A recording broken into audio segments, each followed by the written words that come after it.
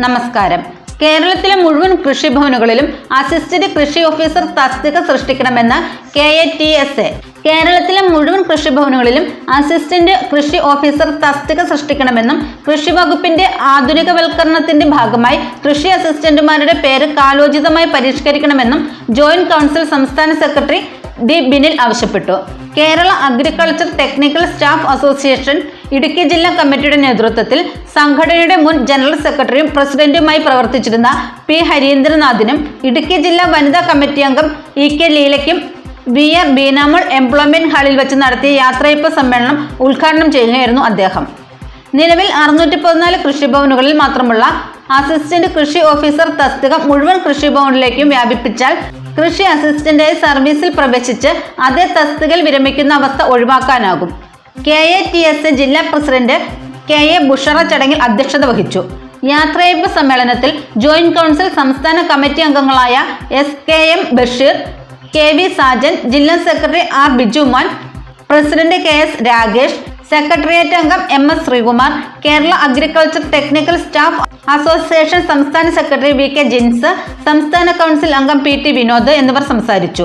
സംസ്ഥാന കമ്മിറ്റി അംഗം MR രതീഷ് സ്വാഗതവും CS രഞ്ജിനി നന്ദിയും പറഞ്ഞു.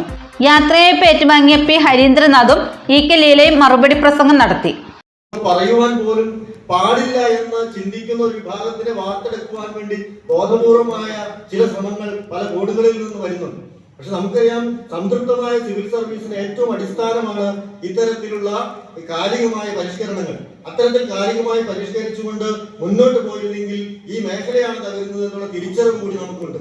അതുകൊണ്ട് തന്നെയാണ് തീർച്ചയായിട്ടും ശമ്പള പരിഷ്കരണം എന്നുള്ളത് ജീവനക്കാരുടെ ആനുകൂല്യങ്ങളെ സംരക്ഷിക്കുക മാത്രമല്ല, മറിച്ച് സിവിൽ സർവീസിന്റെ കെട്ടുറപ്പോട് കൂടിയുള്ള പ്രയാണത്തിന് അനിവാര്യമാണ് എന്ന തിരിച്ചറിവിൽ നമ്മൾ ആ വിഷയം കൂടി വലിയ പ്രാധാന്യത്തോടു കൂടി പോകുന്നു. ഞാൻ സൂചിപ്പിക്കുന്ന ഈ വരുന്ന ജൂലൈ മാസം 1-ാം തീയതി ശമ്പള പരിഷ്കരണവുമായി ബന്ധപ്പെട്ട ഒരു പ്രധാനപ്പെട്ട തീയതിയാണ്. എന്താണ് നമുക്കറിയാം, ശമ്പള പരിഷ്കരണം അയ്യഞ്ചാണ്ട് ശമ്പള പരിഷ്കരണം നടപ്പിലാക്കിയ ചരിത്രം എടുത്ത് പരിശോധിച്ചാൽ 2019 ജൂലൈ മാസം 1-ാം തീയതിയാണ് കഴിഞ്ഞ ശമ്പള പരിഷ്കരണം നടന്നത്. അപ്പൊ അത് 11-ാം ശമ്പള പരിഷ്കരണമായിരുന്നു. ആ 11-ാം ശമ്പള പരിഷ്കരണത്തിന്റെ 5 വർഷ കാലാവധി പൂർത്തിയായി 2024 ജൂലൈ 1.